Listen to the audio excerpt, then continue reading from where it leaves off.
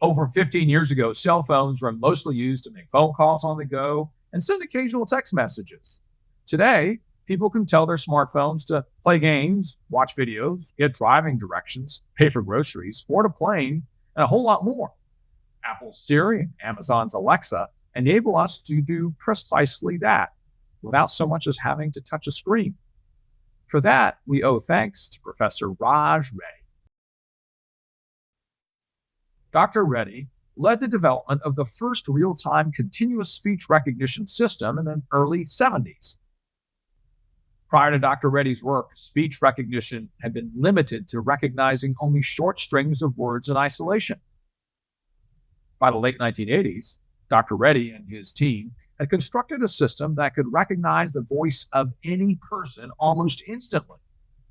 Professor Reddy's lab at Carnegie Mellon has had over the years the largest concentration of graduate students working on speech recognition that have taken that research into the products we all use today. From his humble origins growing up on a farm in India, Dr. Raj Reddy became a true pioneer in the field of artificial intelligence and an inspiration to all of us that have been fortunate to learn from him. Now we are honored to welcome Dr. Alex Acero to walk us through Dr. Reddy's innovation and impact as a pioneer.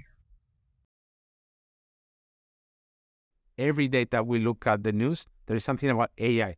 But back in the 60s, no one even knew what AI was. My name is Alex Acero, and I'm a senior director at Apple. I lead the speech recognition, speech synthesis, language understanding, and dialogue for Siri. A lot of these technologies that we take for granted are something that Raj had the foresight decades ago to get started. We always say, what is the future? Well, let's talk to Raj.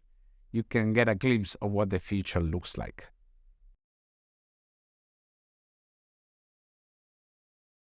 Why did you become interested in speech recognition? Why did I do it? It was curiosity. Can we actually make computers hear and see and talk?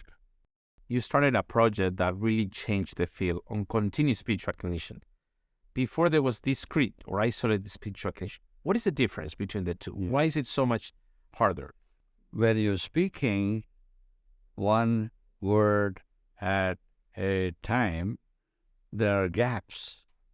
Then you can essentially do pattern recognition on each of the words.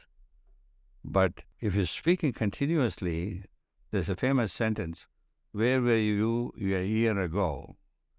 There are no stops, no fricatives, no nothing. It's all vocalized sounds. There's nowhere to say where one word ends and where the other one begins.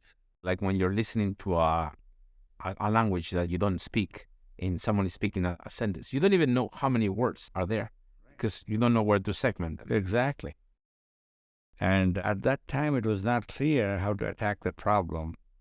We now know, if you say, I don't know where the word ends and where the other one begins, you say, okay, maybe it ends here, it ends here. You try all of them. And that's what you do with puzzles. Today, everyone is using the iPhone to dictate messages. Was that in your mind? No. When you started? Not at all. We were desperate to see if it could recognize digits. Now, in retrospect, after 50 years, you can see if you can speak to computers and then carry on a dialogue, you can do all kinds of things. I spent 20 years in Microsoft Research, and you were in the Technical Advisory Board, and I remember fondly whenever you would come, like 2 times a year, 3 times a year, we'd have a dinner, and then there would be time for Raj's predictions about the future. Tell us, give us some predictions. What's going to happen? One is we will kind of get over the language barrier. I don't know if you remember the book by Douglas Adams, where he talks about babblefish.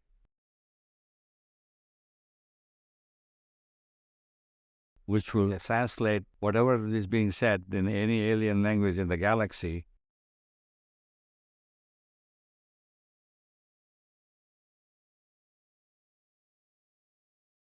The digital babblefish will happen.